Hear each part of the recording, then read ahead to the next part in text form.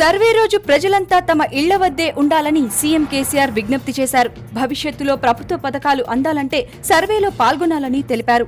దీంతో హైదరాబాద్ నగరంతో పాటు ఇతర రాష్ట్రాలలో ఉన్న ప్రజలు తమ స్వగ్రామాలకు పయనమయ్యారు. దీంతో హైదరాబాద్లోని పలు మార్గాలు ప్రయాణికులతో రద్దీగా మారాయి.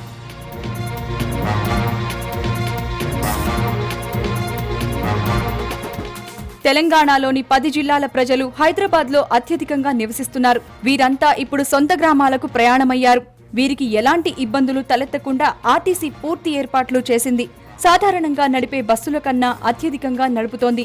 ఇతర జిల్లాల నుంచి బస్సులను తెచ్చి నడుపుతున్నారు. నగరంలో ట్రాఫిక్ దృష్ట్యా నగర శివార్ల నుంచే ఆర్టీసీ బస్సులను జిల్లాలకు నడుపుతోంది. ప్రతిరోజు ఈ మహాత్మా గాంధీ బస్ స్టేషన్ నుంచి 3600 బస్సులు ఆపరేట్ అవుతాయి.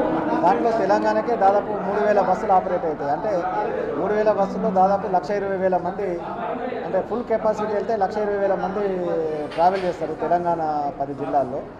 సో నిన్నటి నుండి కూడా ఈరోజు అత్యంతంగా ఉంది, రేపు కూడా అత్యధికంగా ఉంటుంది. సర్వే 19న ఈ రాష్ట్ర ప్రభుత్వం జరిపే సర్వేకు మేము ముందస్తుగానే ఈ రోజుకు 225 బస్సులు, రేపు అంటే 18వ తేదీన ఒక 440 బస్సులు, మొత్తం 640 బస్సులు ప్లాన్ చేసుకున్నాము.